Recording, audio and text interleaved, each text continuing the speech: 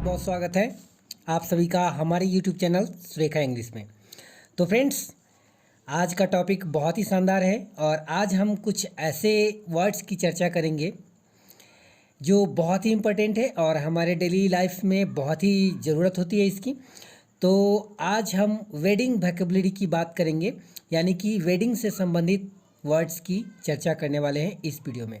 तो फ्रेंड्स, इससे पहले अगर आप हमारे चैनल पे नए हैं या आपने हमारे चैनल को सब्सक्राइब नहीं किया है तो बेल आइकन को प्रेस कीजिए और चैनल को सब्सक्राइब कीजिए। तो शुरू करते हैं आज का वीडियो।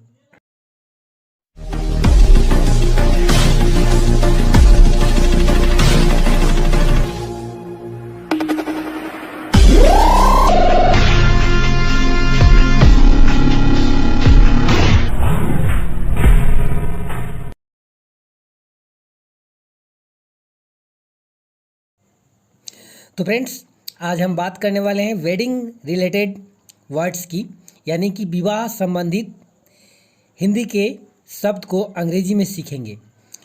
तो विवाह यानी कि वेडिंग्स जो है बहुत ही इंटरेस्टिंग टॉपिक है और मन में लड्डू फूटना तो लाजमी है।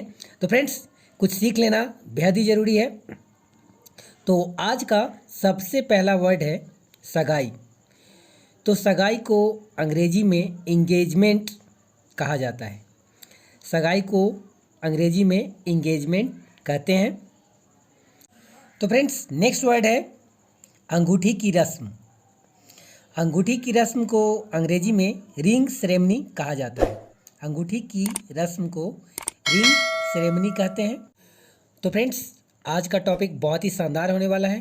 कृपया वीडियो को स्किप मत करना दोस्तों और लास्ट तक वीडियो को जरूर देखिए। तो नेक्स्ट वर्ड है हमारा शादी विवाह, या इसको हम लोग परिणय सूत्र भी बोलते हैं। तो शादी या विवाह को अंग्रेजी में वेडिंग कहा जाता है। इसे हम लोग मैरिज भी कहते हैं। तो आगे बढ़ते हैं। नेक्स्ट वर्ड है बारात। बारात को अंग्रेजी में प्रोसेशन कहा जाता है। बारात को अंग्रेजी में प्रोसेशन कहा जाता है। नेक्स्ट वर्ड है बैंड बाजा। स्वाभाविक है, शादी की बात हो और बैंड बाजा के बिना तो पूरा माहौल ही अधूरा हो जाता है। तो बैंड बाजा को अंग्रेजी में म्यूजिकल बैंड कहा जाता है। बैंड बाजा को अंग्रेजी में म्यूजिकल बैंड कहा जाता है। और बैंड बाजा की बात हो और बैंड बजाने वाले की चर्चा ना हो तो ऐसा हो नहीं सकता। तो बैंड बजाने वाले को अंग्रेजी में बैंड्समैन कहते हैं।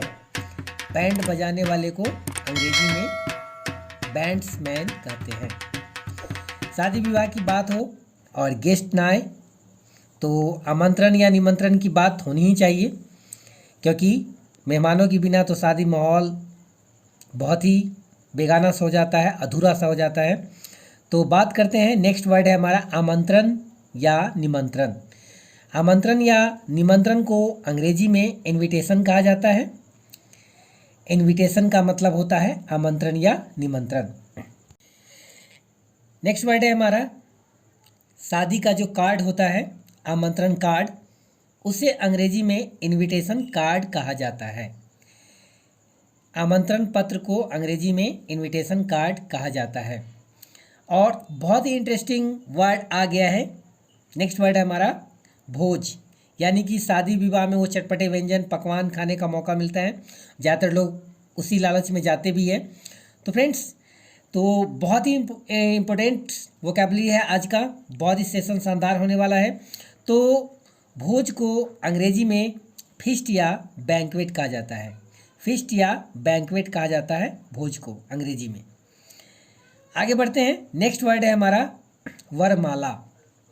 वरमाला एक बहुत ही इंटरेस्टिंग पल होता है, बहुत ही रोचक पल होता है। तो वरमाला को अंग्रेजी में वेडिंग गार्लैंड कहा जाता है। वरमाला को अंग्रेजी में वेडिंग गार्लैंड कहा जाता है। शादी की बात हो और दूल्हा या वर की चर्चा ना हो, उस दिन का हीरो तो वही होता है। तो दूल्हा या वर को ब्राइड ग्रूम कहा जाता है। दूल्हा या वर को ब्राइड ग्रूम कहते हैं अंग्रेजी में। और बहुत इंटरेस्टिंग वर्ड है नेक्स्ट हमारा दुल्हन। तो दुल्हन को ब्राइड कहा जाता है अंग्रेजी में, और पंजाबी वर्ड में कहा जाए तो दुल्हन को बन्नो भी कहा जाता है, और दोनों का मीनिंग ब्राइड ही होता है। दुल्हन की बात हो और दुल्हन की सहेली की चर्चा ना हो, शादी विवाह का एक बहुत ही अभिन्न अंग है दुल्हन की सहेली, बहुत ही इम्पोर्टेंट पात्र हैं। तो दुल्हन की सहेली को अंग्रेजी में ब्राइड्स मेड कहते हैं। ब्राइड्स मेड का मतलब होता है दुल्हन की सहेली। और श्रृंगार को मेकअप कहा जाता है, श्रृंगार को मेकअप कहा जाता है, और दुल्हन की सहेली खास करके श्रृंगार करने के लिए ही आती है, और काफ़ी श्रृंगार में खुद होती भी है। और श्रृंगार करना को अंग्रेजी में एडोर्न कहा जाता है। श्रृंगार करना को अंग्रेजी में एडोर्न कहते हैं। नेक्स्ट वर्ड है हमारा सिंदूर। सिंदूर के बिना शादी अधूरा है, तो सिंदूर को हम लोग अंग्रेजी में वर मिलन कहते हैं। वर मिलन मतलब सिंदूर।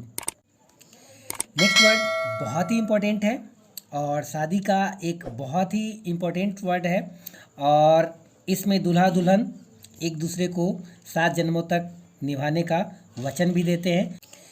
इस रस्म को 7 फेरा कहा जाता है हिंदी में, और इसे अंग्रेजी में बोलते हैं 7 फेरा को 7 वॉज, यानी कि 7 वॉज का मतलब होता है 7 फेरा।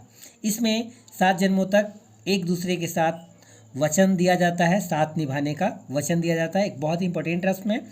और उसके बाद का वर्ड है हमारा मंगलसूत्र। तो मंगलसूत्र को अंग्रेजी में वेडिंग नेकलेस कहा जाता है।